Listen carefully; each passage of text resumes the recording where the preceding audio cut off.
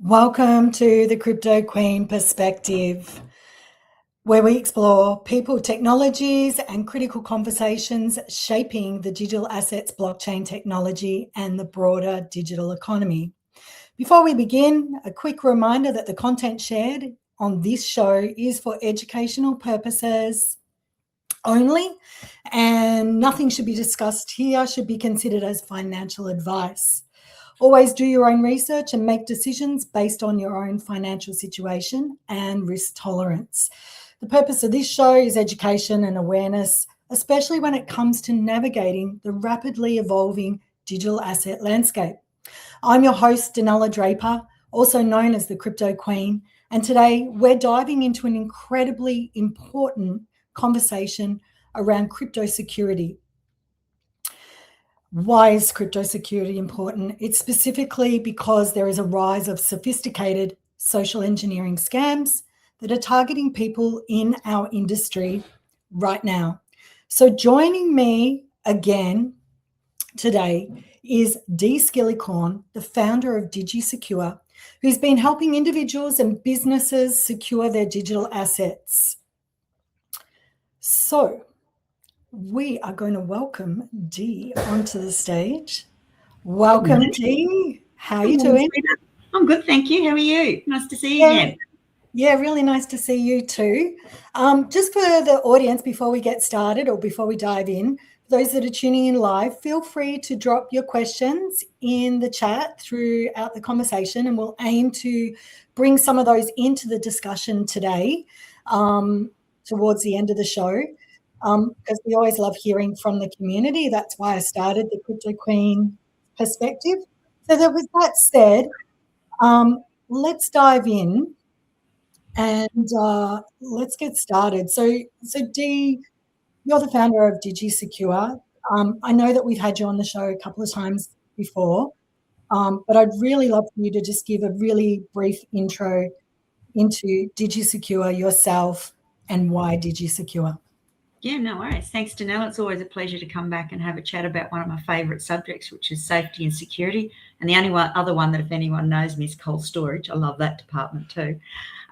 So we started Digi-Secure some years ago. I've been in the crypto space since 2017.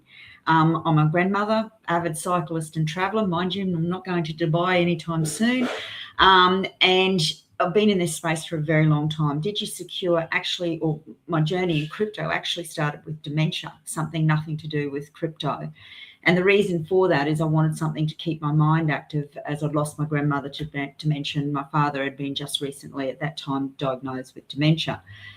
So I actually got into the crypto space to keep my mind active. Never in my wildest dream did I expect Digi-Secure to become a fully functional, operational business. And what we discovered through COVID is we had a lot of people internationally and Australia, New Zealand area contacting me to have discussions and solve issues and challenges with safety and security in crypto. So it became something that I realised pretty quickly we could monetize, and we put it into a course, and we've put it into digital workshops and all sorts of things, where I do a huge amount of webinars and live speaking events, and that's pretty much that. And that then led me into the crypto safety and security, which I've got to tell you is probably one of the least subjects discussed in crypto. And generally I get the people after the event of scamming, phishing, hacking, whatever. So when I get a client that comes on board before that happens, it's like joy. Like I can actually do something, because it's very challenging to fix things after the event. And you also have to deal with psychological fallout of what scams do for people, or do to people as well. So that's pretty much how it went. Yeah, thanks, Dee. Thanks for that short, intro into you. So with that said, let's dive in. So our core conversation today is around the new wave of social engineering. So I know we've had a couple of conversations over the last few weeks, and we've seen an increase in high-level social engineering attacks. So what patterns are you currently seeing in the space, Dee? It's become quite prevalent since about the end of last year, where they're much more. The attacks are now becoming much more targeted. They're more patient and they're more psychological. So there's a couple of things that I just want to make some key points about. Is we're seeing a shift from random scams to actual targeted attacks. And criminals are now researching their victims first. And this can be done on LinkedIn, it can be done on X, it can be done on Telegram, it can be done on this podcast or this live stream. It can be done when we speak at events or we have online webinars that they register for. They identify people likely to hold crypto or influence capital in that market space. The attacks often begins with weeks of conversation before anything malicious happens. And I am going to give you an example a little bit later on of one that actually has been socially engineered over several years. So I'm talking like long term. So one of the things I want to say is what we're seeing now is it's professional social engineering. It's like a job to these people. This is not random phishing anymore, and this is intelligence-led targeting, and AI is involved in that. Yeah, thanks, Dee. So scammers are just no longer just sending phishing emails. They're building relationships and impersonating trusted contacts. So how sophisticated have these attacks become when we're talking about, a 2-year socially engineered? Yeah. A very good question. So scammers now mirror legitimate business behaviour, and they can do that. So some of the things that, again, I'd like to emphasise is they impersonate project teams, exchange staff or support staff, investment partners, anyone that might be on your contact list that has a degree of influence if you haven't got your account set up correctly. They create convincing websites. They do clone social media accounts. They move conversations across multiple platforms to appear legitimate. So this can be anything from Discord to WhatsApp to Signal to Telegram to Messenger to a text message, like any number of things. They often introduce technical conversations to build that credibility over time. So they might represent the development team as an example, as just something that we can briefly comment on. So the many scams now actually involve fake collaboration opportunities and definitely token launches that actually don't really exist. So what you have to understand that the sophistication today would surprise most people on how this is actually done. These attackers actually operate like legitimate business. They make a job out of this, as I said before. So it's just unbelievable. Yeah, thank you. So without, I guess, naming victims, can you share any specific recent examples that you've seen in the past couple of weeks? I'm going to say the last few days. Okay. So can you illustrate how these scams are evolving? Okay, and so one of them, I had a very distressed person call me, and ran through what had actually happened. Now, this is I'm going to say a relatively sophisticated investor. So this is where the social engineering comes along, and it often captures people in an area of vulnerability. So, and I'm just going to use an example that you might post something on your Facebook page that says that, you're feeling upset about an event or whatever, and they can socially engineer it to come in and offer empathy and sympathy to you. So that's just one example. So in this particular one, we walked through this, and it was one that has been around for some time, but has resurfaced again, very sophisticated within the Australian region, and that's the Australian Federal Police one. So this particular person receives a call of which they took, and they went through a very sophisticated scenario. They knew a lot about this client, not only just email, phone numbers, but they had social links and all sorts of things that are in there. They had several email addresses that they were able to do. And I won't bore you with all the details because it's quite sophisticated and ongoing. So over a period of time, it became more and more evident that they were working towards getting a wallet address. So how they did that is they worked through cold storage, and they then got a representative from the cold storage company to give them a call to have a discussion on the safety and check the device. Not asking for anything else, they just wanted to check the device. They checked the device okay, but in that meantime, she had to do it through a particular method, and I'm not going to go in online what that method was, but went through a particular method, and they were able to collect her 24 seed phrase. So pretty much the client has given permission for the funds to be taken. Right? And I'm not going to give the figure, but it was considerable. Yeah. And it got moved in seconds. And I got sent the TX IDs, so I was able to track the funds, if you want to call it that, or whatever you care to say. So I followed the funds through and everything was fine. I could follow it from wallet to wallet, but the minute it goes into an aggregator, I'm stuffed. I haven't got the tools. That's not my area of expertise. So once it goes into an aggregator, and for anyone that is on the call that doesn't understand what an aggregator is pretty much like a blender. You put the funds in there and it comes out the other end and nobody can recognise anything. The other name for that is a mixer. Absolutely. Commonly termed a mixer. And so, it comes out the end and you don't know where it's gone. And, I think, I know that we did have a conversation about this offline, so I understand the complexity of what's occurred there. So we're talking about fear-driven through Australian Federal Police. Absolutely, fear-driven. Not actually the Australian Federal Police, but impersonating them. Correct. Vulnerability. Yeah, vulnerability, being socially vulnerable at a particular point in time. Now, on top of this, at that same time, I received another 2 calls from completely different people that now none of these people know each other. Some of them I don't even know, right? They somehow got my details and they've rung and they've asked similar questions. All of them had Australian Federal Police. I have actually had sent to me a copy of the emails and texts and things because I wanted to see how this was all operating. And I'm telling you now, those emails are very sophisticated, guys. It's really hard. Like once upon a time, you could glance at an email and you could pick out whether it was a fake one or whatever the case might be. These are all AI generated and they are very sophisticated in their wording and their languaging, and also in how they present that to them and the way that they copy and imitate logos, signatures, contact details, all sorts of things that are in them. So I've actually received copies of that. So that AFP one has also come from another couple of other people. Again, I don't know these people. They've contacted me. They're random to me, but they've all had similar experiences. So that's 3 in that particular example. The other example that I had, which has also happened this week, is the social engineering that happened over a couple of years. So a client positioned themselves and got involved in some sort of project 5 years ago. Nothing, I don't know what the project was. I don't need to know. Got involved with the project, was contacted 2 years ago to say that there was a recovery scheme on that. They had all his login details from this particular project, whatever that project was. They had all his details, his account number, everything, right?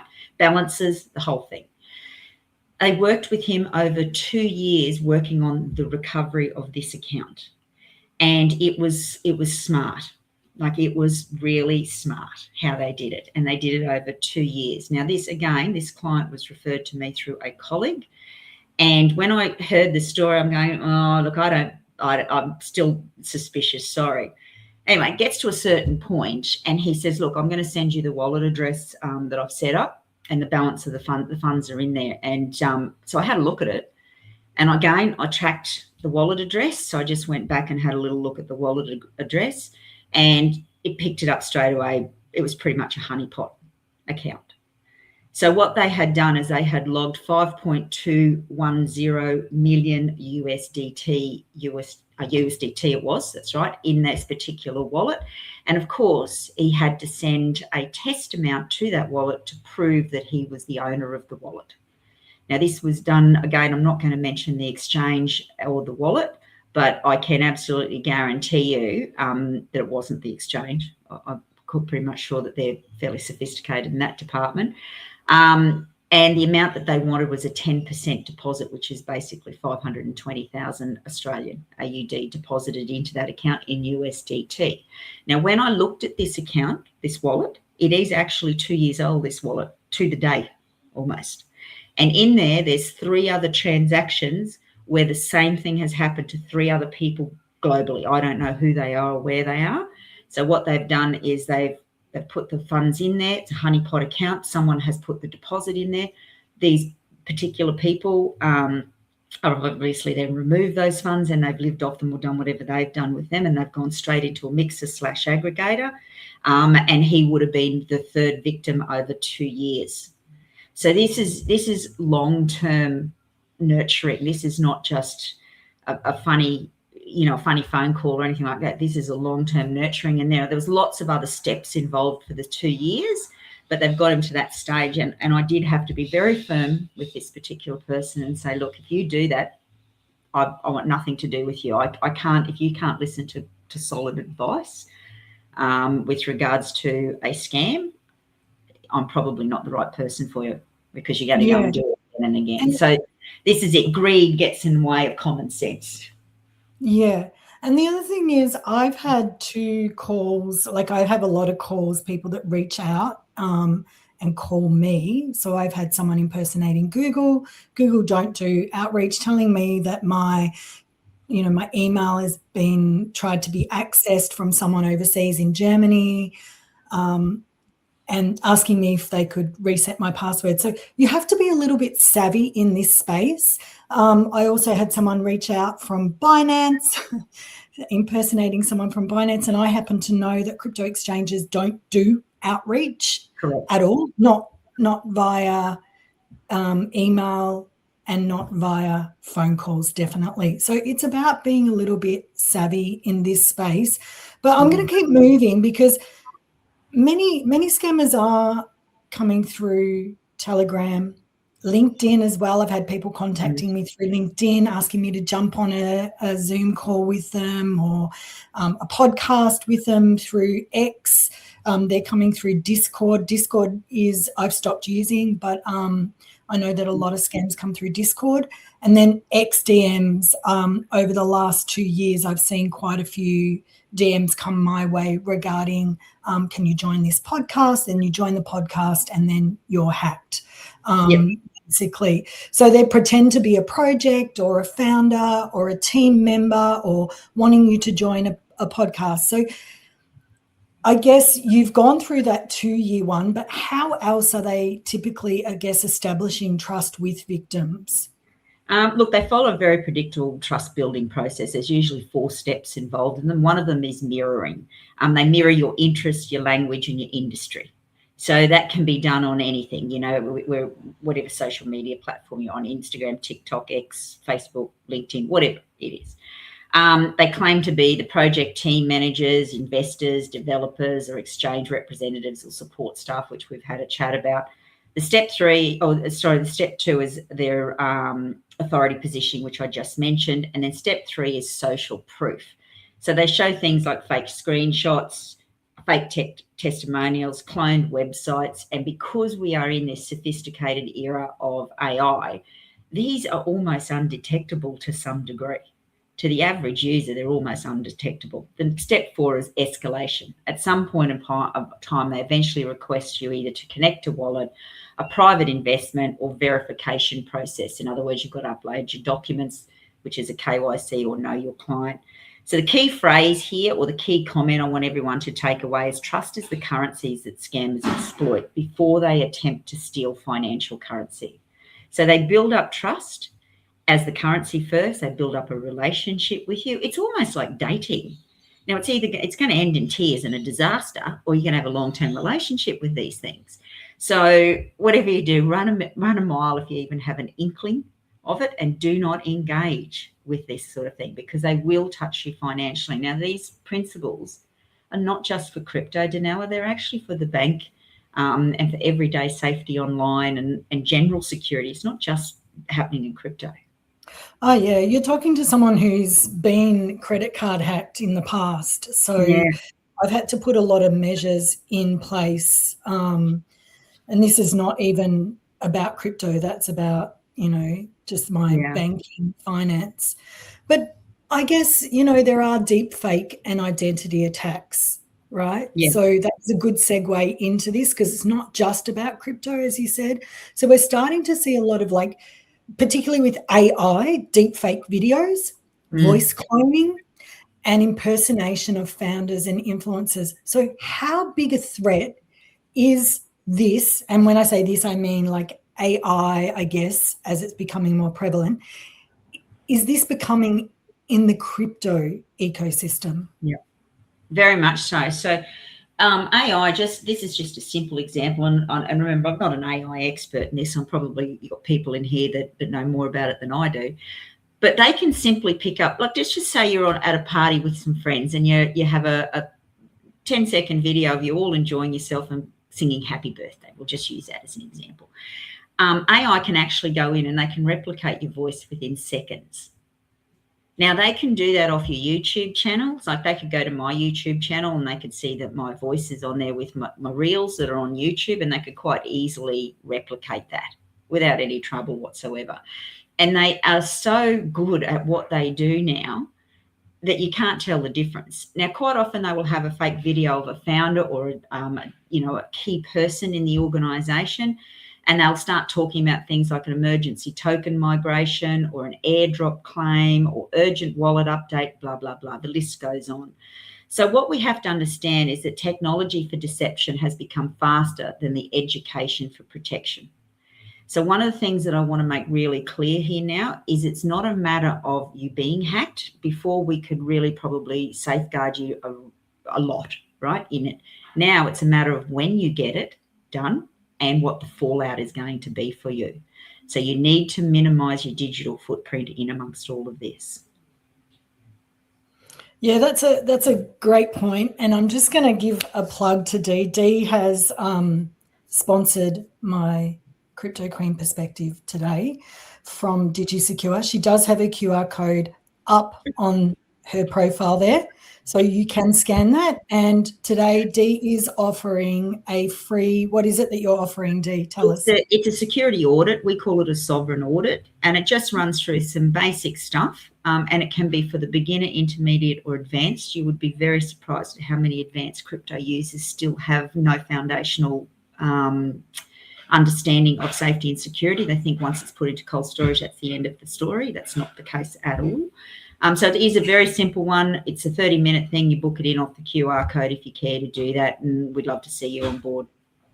Yeah. And okay, I'm going to get a little personal and say that I had, and I'm not going to be explicit, but I was socially engineered by someone who had a hacked account. And I mean, this has happened to me multiple times, but this particular time I was engineered and actually hacked, and I'm not going to give a time frame around this. However, I have actually personally worked with Dee to secure my assets, and none of my crypto was touched because I actually have really good crypto hygiene, which we might touch on a little bit later. But I want to move into these attacks that are happening and kind of, I guess, how they're targeting high-value individuals. So many attacks now appear to be targeted towards founders, investors, and people known to hold crypto. Yeah. So are we entering an era of targeted digital asset crime? Absolutely, and the trend is increasing. And we're going to see this as crypto becomes more mainstream and is adopted, which that's where we're going, whether we like it or not. We can see that this trend is increasing. And I've seen a massive increase since about October of last year. And the main reason why this happens is because crypto transactions are irreversible. They're borderless. In other words, we're not obligated by the banking system. They are absolutely borderless. And they're also fast. This can be done in seconds. So we use that to our advantage in crypto because that's how we want the mainstream industries to understand that crypto is such a product that can be used so easily. It can be reverse engineered for the wrong reasons as well. And that makes that extremely attractive to these criminals. And they are just criminals, no matter which way you put it in. And they definitely, as you mentioned founders, investors. The other thing that you want to be aware of is speakers, you and me, community leaders. Those that have big communities and they've got large communities within different groups, whether they be private Facebook or whatever, and people who publicly discuss crypto, exactly like we're doing right now, or any of those that are on YouTube, X, and there's multiple people on that. So what we want to understand is that visibility in crypto can unfortunately make you also someone's target. So this is why a lot of my clients, I say, just keep below the radar, guys. Keep below the radar. And I would agree with that, Dee, because I think, you know, I'm not by any means a massive influencer, but I have a small community, but also hosting XRP Australia in Sydney for Wave of Innovation has given a little bit more of a prominent, I guess, visibility. You know, having you on the stage there and being there means more visibility as well. So proud to say that my crypto hygiene is good, but yes, we are being targeted. Well, I have been in the past and now. So I guess with that, I want to talk about the psychological manipulation that happens within the social engineering, because it's really about psychology rather than just the technology. So what, and I know we had a conversation offline again about this, but what emotional triggers do some scammers typically exploit, and what do you think it comes down to? Well, it's definitely human psychology. I mean, I'm sure these guys have done NLP or something similar, right? They haven't used the modality for the right reasons. That's the first thing. So I'll give you some examples. They can go down the path of fear. So Australian Federal Police is probably a good example. If you don't give me this information, you could be charged and bought, you know, affidavits and all this sort of stuff. So there's a fear. So your wallet is compromised is a very common one in that, with the fear factor. The other thing is after they've socially engineered you, they get to a certain point where it's urgency. So they might say something, look, this needs to be fixed immediately, otherwise you will be compromised. The other thing is greed, opportunity. We can call it opportunity. I just call it human greed. And that's early private investment. Let's get involved before it goes public. The next thing is authority. I'm from the project team. I am the founder. I've met you through, I've been in your private Facebook group for a long period of time. I thought I'd approach you personally, this type of thing. And the other thing is curiosity. Humans are curious creatures. That's by nature. So they also want to say things like, oh, you're in an exclusive community. You're an exclusive group. Come and join my group. Now, I do this in my VIP program. So I'm talking from experience, but I'd like to think I'm using it for the right reasons and not taking anybody's money. And the other thing is reciprocity. So we want to collaborate with you. That's quite a common thing is, could we have a Zoom and let's discuss collaboration and see if we can work together. So that is another quite common one. And then all of a sudden, if you do get on a Zoom and it's perfectly legitimate, strangely, the camera's never on because they've had a technical glitch and they can't put their camera on, etc., etc.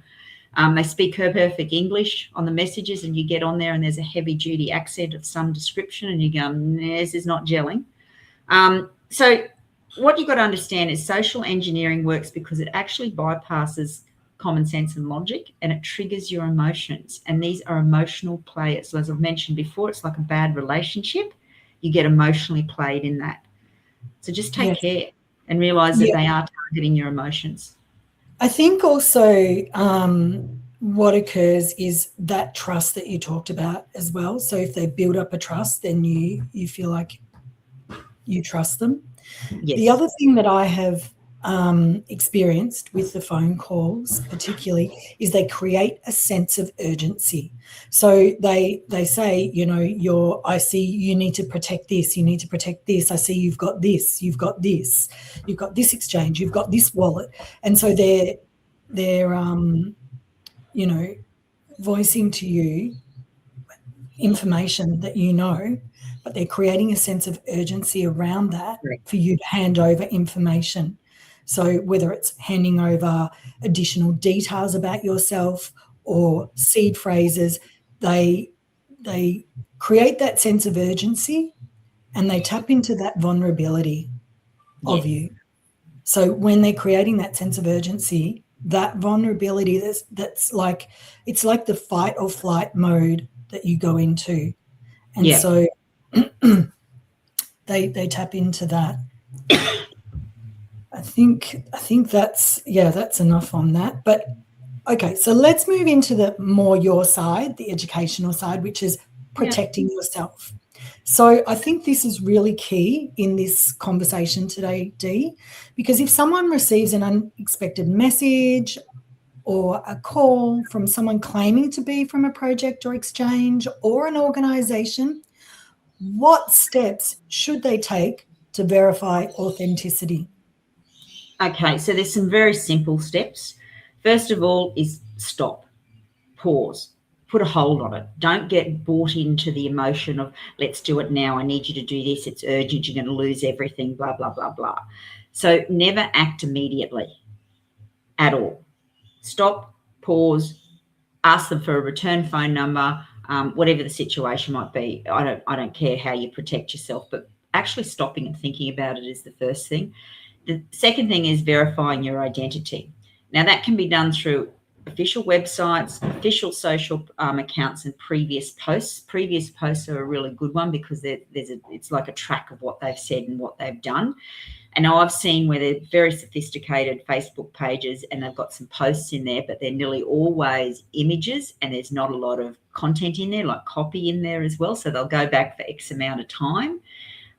So just make sure that you take the time. There is different ways of looking at official websites to see if they are the correct website, and we're not going to go through those details today because it's quite in depth. The other thing is never trust DMs. Legitimate teams rarely initiate contact privately. I get them all the time, constantly on my phone. I just block. I don't even read the message anymore. I don't care who you are, what you look like, how good looking you are, how pleasant the message is. Just block and delete. Block and delete. Do not engage with these people.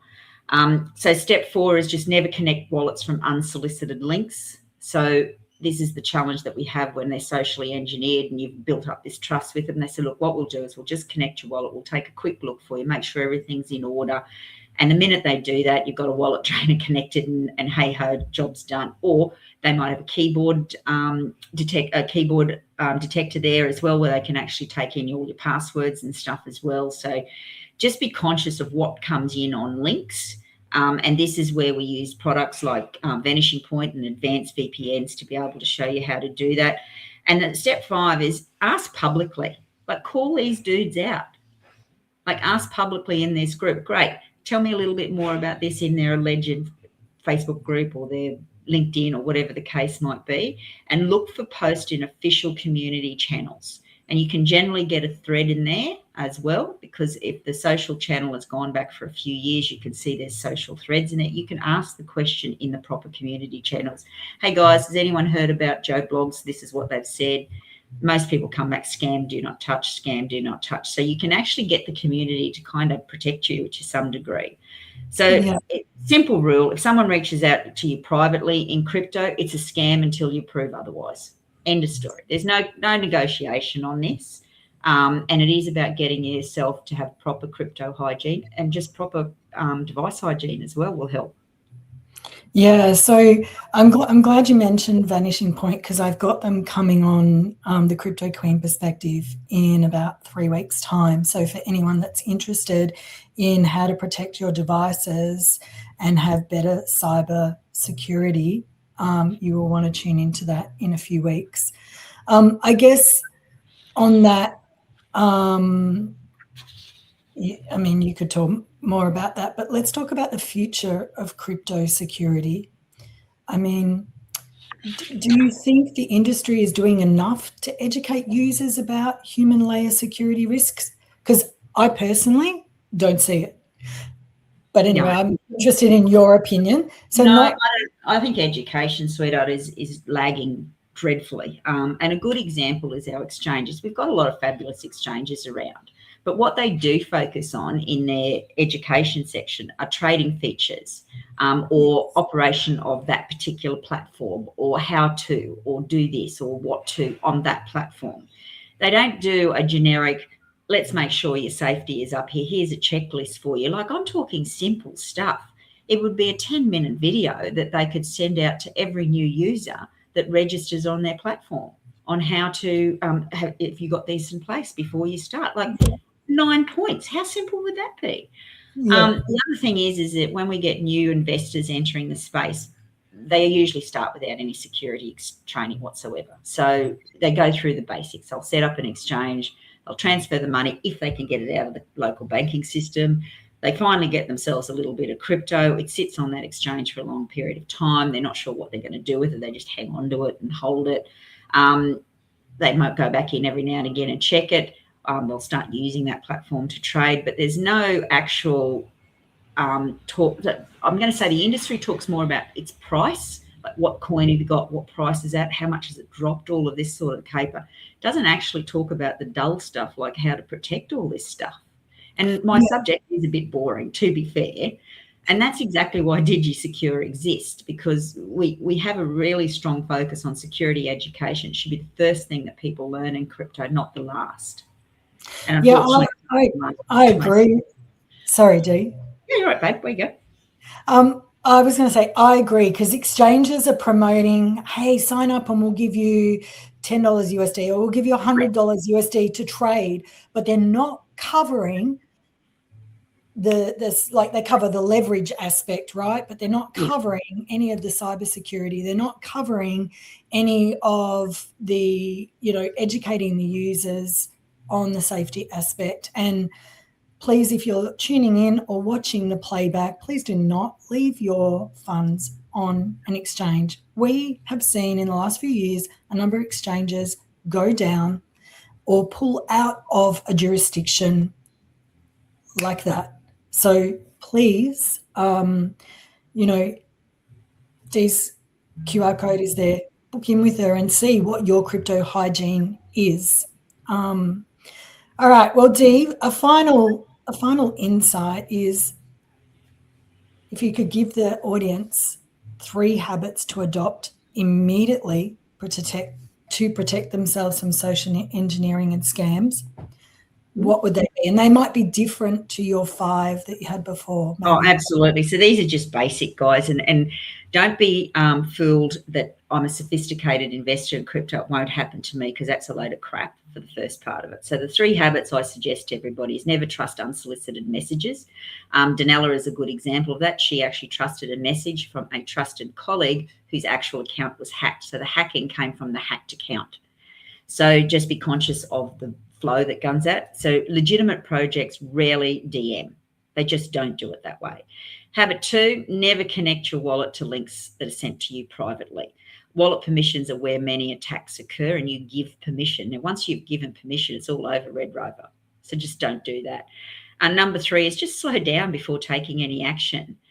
All these scams eventually rely on some form of urgency. So just take a deep breath, walk away for 24 hours, have a little think about it, calm the nerves, have a glass of wine, cup of coffee, whatever it is you need to do, but just walk away. So one of the things I am going to say sort of more as a closing statement for us, Danny, is that crypto gives us the incredible opportunity to have financial sovereignty.